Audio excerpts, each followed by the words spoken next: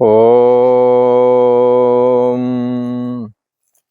श्री योग वासिष्ठ के उपशम प्रकरण में श्री वशिष्ठ जी महाराज बोले, हे राम जी, त्रिलोकी के राजा बलि ने एक बार नाना प्रकार के भोगों को भोगने के उपरांत वो उद्वेग को प्राप्त हो गए।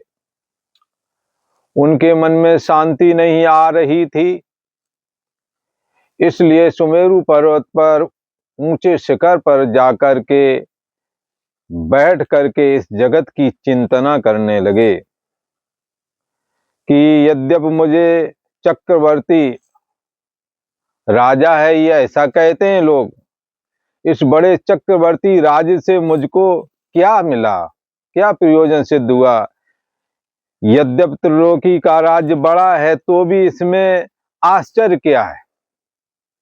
सारे भोग क्षणिक हैं, आपात रमणीक हैं और एक समय के बाद में ये नहीं रहते हैं। ये बात तो इन्हों में विद्यमान है, इसलिए चिरकाल भोग तो मैंने भोगे हैं, इसमें कोई संशय नहीं, परंतु मुझे शांति तो प्राप्त नहीं हुई। ये भोग उपज करके फिर नष्ट हो जाते हैं। ये राजा बलि जो प्रहलाद का पौत्र है और ये विचार कर रहा है, कहता है कि ये भोग उपज कर फिर नष्ट हो जाते हैं। जैसे बचपना, जवानी, बुढ़ापा, ऐसे ही शरीर उत्पन्न होता है, शरीर जाता भी, ऐसे ही भोग भी उत्पन्न होते हैं और नष्ट हो जाते हैं। इन भोगों से मुझे शांति और सुख प्राप्त नहीं हुआ। मैंने इनको बारंबार भोग किया, परंतु इन भोगों से मुझे शांति सुख प्राप्त नहीं हुआ। पर बारंबार मैं वही कर्म इतने समय तक करता रहा और वही व्यवहार करता हूं, दिन रात्रि वही क्रिया करने में मुझे लज्जा भी नहीं आती। ऐसा सोचने लगे राजा बलि, जो कि त्रिलोकी के राजा हैं और प्रहलाद जी के पौत्र हैं। सोचने लगे, उन भोगों को भोगते मुझे लज्जा भी तो नहीं आती। अरे वही स्त्री का आलिंगन आदि करना, फिर भोजन करना, फिर पुष्पों की शैया बिछाई जाती है हमारे लिए, पुष्पों की शैया पर शयन करना, क्रीड़ा विलास करना, ये कर्म बड़ों के लज्जा के कारण है। बड़े लोग, समझदार लोग इसको लज्जा का कारण बताते हैं, लज्जा जनक है ये कर्म। वही नीरस व्यवहार, बारंबार वही नीरस व्यवहार फिर करना। जो एक बार नीरस हुआ था, जिन भोगों से उपरामता को प्राप्त हो गए थे, को दूसरे दिन फिर उसकी आवश्यकता। उस काल में तृप्त करता है, लगता है तृप्त हो गए, पर फिर वही इच्छा खड़ी हो जाती है, फिर बारंबार दिन दिन करते रह गए हम यही। यह मैं मानता हूं कि यह काम बुद्धिमानों के हंसने योग है। बुद्धिमान लोग इन कर्मों को सुनकर देख करके हंसते हैं और लज्जा का भी कारण है। जीवों के चित्त में वृथा संकल्प और विकल्प उठा करते हैं इन भोगों के। हे राम जी, राजा बलि इस प्रकार मन में विचार कर रहा है, सुमेरु पर्वत की चोटी पर अपने किसी महल के झरोखे में बैठ करके।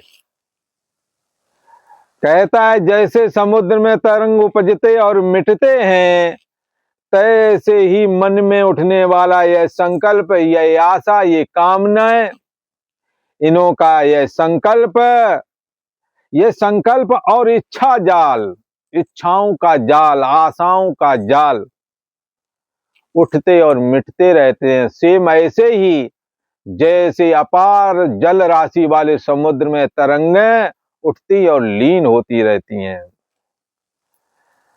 सो ये जो कर्म है, जो ये आशा रूप संकल्प, इच्छा रूप संकल्प जो उठते और मिटते हैं, सो ये कैसे हैं, उन्मत्त की नाई जीवों की चेष्टा है। ये जीव जो है उन्मत्त की नाई चेष्टा करता है, अज्ञानता से ग्रसित और वासना से वेष्टित। ये ऐसे मन वाला तरह तरह की वो चेष्टाएं करता है जिसकी स्वयं को भी याद आती है तो गिलानी से मन भर जाता है। ये कैसे है उन्मत्त जीवों की नाई चेष्टा करता है, किसके वजह से? नाना प्रकार के संकल्प और इच्छा जाल से बंधा हुआ, अर्थात वासना से बंधा हुआ ये नाना प्रकार की चेष्टाएं करता है नरगल, जो बुद्धमानों के लिए क्या है? लज्जाजनक है। बुद्धमान लोग इन कर्मों को देख करके हंसते हैं। यह तो हंसी करने योग्य बालकों की लीला है, जैसे बालक क्रीड़ा विलास करते हैं ऐसे हम लोग इतने एजेड होने के बाद में भी इतना लंबा पीरियड राजा बलि ने भोगा। कहते ये तो बालकों की तरह लीला क्रीड़ा की है और मूर्खता से अनर्थ फैलाने वाले हैं ये हमारे कर्म। इस प्रकार वो सुमेरु पर्वत की चोटी पर महलों के झरोखे में बैठ करके अकेला एकाकी, कोई मंत्री नहीं, कोई सेना से सिपाही सलाहकार नहीं, अकेला बैठ करके विचार करता है। मूर्खता से अनर्थ, ये मूर्खता अनर्थ फैलाती है, इसमें जो कुछ बड़ा उदार फल है वह मैं नहीं देखता। इसमें हम इतने दिन बीत गए पर मेरे को तो नहीं लगा कुछ की कुछ हाथ लगा है। अंत काल कहे कबीर अंत की बारी, हाथ जहाज चले जुआरी। सारा जीवन गुजर गया, हाथ कुछ लगा नहीं। और फिर वो कोई समझदार लोग यदि उपदेश भी करें इसमें कुछ रखा नहीं है और इसको सावधानी पूर्वक हमें इन कर्मों को करते हुए आगे भी निकलना है तो लोग उनकी मस्करी करते हैं। तो राजा बलि कहते हैं कि इनमें से कुछ बड़ा उदार फल हो वह तो मैं देखता नहीं हूं, जिन कर्मों को मैं अभी तक करता रहा। कहाँ कैसा है ये आदमी जिसने स्वर्ग पर भी आधिपत्य जमा लिया है, तीनों लोकों में इनका आधिपत्य है, बल्कि इनमें भोगों से भिन्न कार्य कुछ नहीं मिलता, केवल भोग मात्र ही है, इसमें कुछ है ही नहीं। यद्यपि जो कुछ इससे रमणीक जो कुछ इससे रमणीय वस्तु है वो अविनाशी आत्मा है। उस अविनाशी को ही शीघ्र मैं चिंतन करूं। इन भोगों में कुछ मिलता नहीं है, दिन रात भोगते रहे, बहुत लंबा पीरियड बिता दिया, इसलिए जो कुछ इससे रमणीक है अर्थात श्रेष्ठ है और अविनाशी है, क्यों ना मैं उसी का चिंतन करूं। इसमें कहां तक लगा रहा हूं, वही आलिंगन चुम्बन आदि व्यवहार, फूलों की सैया पर लेटना, राजाओं के जो आमोद प्रमोद वाले जो व्यवहार हैं उससे राजा बलि उद्वेग को प्राप्त होकर के सुमेरु पर्वत के चोटी पर बैठकर झरोखों से ये विचार कर रहा है। एकाकी, कोई सेना सिपाही सलाहकार मंत्री साथ में नहीं है। ऐसे विचार कर राजा बलि कहने लगा कि मैं प्रथम भगवान विरोचन से पूछा था। ये बलि के पिता का नाम विरोचन है और विरोचन के पिता का नाम प्रहलाद है और प्रहलाद के पिता का नाम हिरण्याकश्यप है और हिरण्याकश्यप के पिता का नाम सीधा सीधा प्रजापति कश्यप जी महाराज, जो कि सीधे सीधे ब्रह्मा जी थे। तो प्रहलाद इसके राजा बलि के भी एक पुत्र हुए जिसका नाम बाणासुर हुआ। ये भगवान विष्णु ने प्रहलाद पर कृपा करके इनके वंश को मृत्यु दंड देने से अभय कर दिया था कि तुमको हम 10 पीढ़ी तक तुम्हारे वंश को हम नहीं मारेंगे, इसलिए इनका वंश ये लंबे आयु वाला हो गया है। ये जो प्रहलाद के पुत्र जो विरोचन है उनका पुत्र ये राजा बलि हुआ। प्रथम राजा बलि कहने लगे मैंने पहले जाकर अपने पिता शब्द लगा विशेषण कितना भगवान विरोचन से पूछा था। अपने पिता के लिए भले ही राक्षस हैं पर अपने पिता के प्रति कितनी सम्मान दृष्टि है, हमें आपको भी रखनी चाहिए। कहते हैं कि हमने प्रथम भगवान विरोचन से पूछा था, मेरा पिता विरोचन आत्म तत्व का ज्ञाता था। विरोचन और इंद्र ने दोनों ने मिलकर के भगवान ब्रह्मा जी से ब्रह्मलोक में प्रश्न किया था आत्मा के विषय में। तो दोनों को ब्रह्मा जी ने उपदेश किया था। ये राजा बलि कहते हैं कि मेरे पिता विरोचन आत्म तत्व के ज्ञाता थे और सब लोकों में उनकी गति थी, सब लोकों में हमारा पिता गया था। उससे मैंने प्रश्न किया था, हे भगवान, हे महात्मन, जहां सब दुखों और सुखों का अंत हो जाता है वह सब भ्रम शांत हो जाता है। क्या क्या प्रश्न रखा? जहां सब दुखों का और सब सुखों का अंत हो जाता है। कौन से सुख? जो विषय और इंद्रियों के संयोग से मिलने वाला जो सुख है उस सुख की बात करते हैं, और जो दुख विषयों और इंद्रियों के संयोग से मिलता है उस दुख की बात है। और कैसा?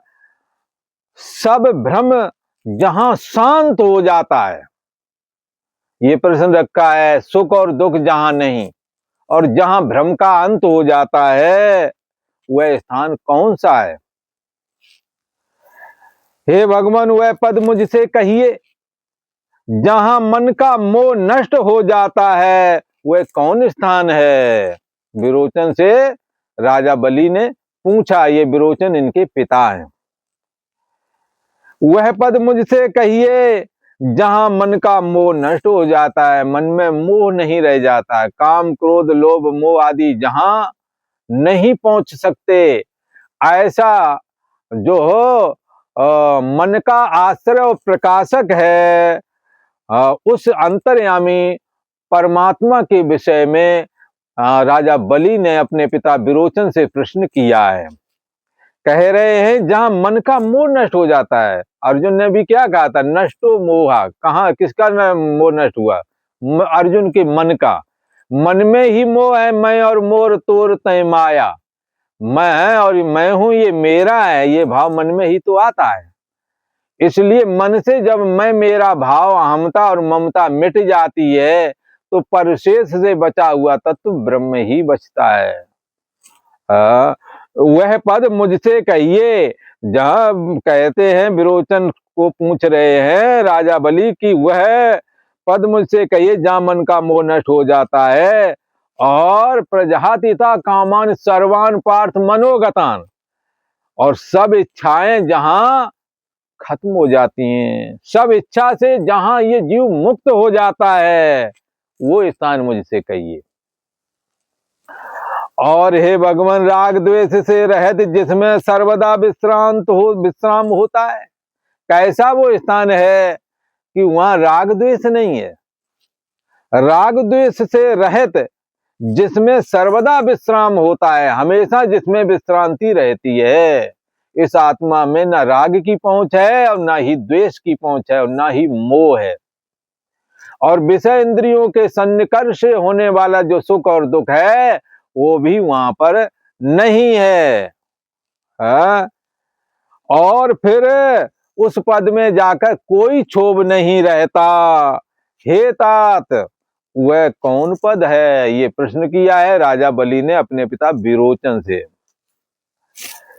जिसके पाने से और कुछ पाना शेष नहीं रहता, हे पिता वो कौन पद है? और हे तात, जिसके देखने से और कुछ देखना नहीं बाकी रह जाता है, सब कुछ देखा हुआ हो जाता है। जिसको जान लेने से सब कुछ जाना हुआ हो जाता है, जिसको पा लेने से सब कुछ पाया हुआ हो जाता है। को देवा, वो कौन सा देव है? वो कौन सा पद है? हे तात, यद्यप जगत के अत्यंत भोग पदार्थ हैं, जगत में अनेक प्रकार के रमणीक पदार्थ भी देखते हैं, सुंदर दृश्य देखते हैं, प्रकृति के झरने आदि मनोरम दृश्य भी देखते हैं। यद्यप जगत के अत्यंत भोग पदार्थ हैं तो भी हे तात सुखदायक मुझे नहीं भासते। राजा बलि को बैराग हो रहा है। हाँ, कैसा ये आदमी है? इसके पास सारे भोग हैं और तीनों लोगों का आधिपत्य है। हे तात, यद्यप जगत के अत्यंत भोग पदार्थ हैं तो भी सुखदायक नहीं भासते, क्योंकि क्षोभ करते हैं, मुझको दुखी करते हैं। ये और उनसे योगीश्वरों के मन भी मोहित होकर गिर पड़ते हैं। ये भोग कैसे आपात रमणीक है कि बड़े बड़े योगियों के मन भी मोहित होकर के विषय रूपी गर्त में गिर पड़ते हैं। हे तात, जो सुख सुंदर विस्तीर्ण आनंद है, हाँ? हे तात, जो सुख, यहाँ सुख शब्द करके आनंद से जोड़ना, ये कौन है? जो विषय इंद्रिय के संयोग से रहित जो सुख है, जो सुख सुंदर है, कैसा है? विषय इंद्रिय के संयोग से रहित है। और कैसा है? विस्तीर्ण है, व्यापक है, और आनंद स्वरूप है। आनंदो ब्रह्मेति विजानाति, वह पद मुझसे कहिए, उसमें स्थित हुआ मैं सदा विश्रांत पाऊंगा, फिर हमारे अंदर विषय लोलुपता नहीं होवेगी। इति श्री योग वशिष्ठे उपसम प्रकरणे विरोचन वर्णन नाम 22 सर्गा। आज इतना ही। ओम।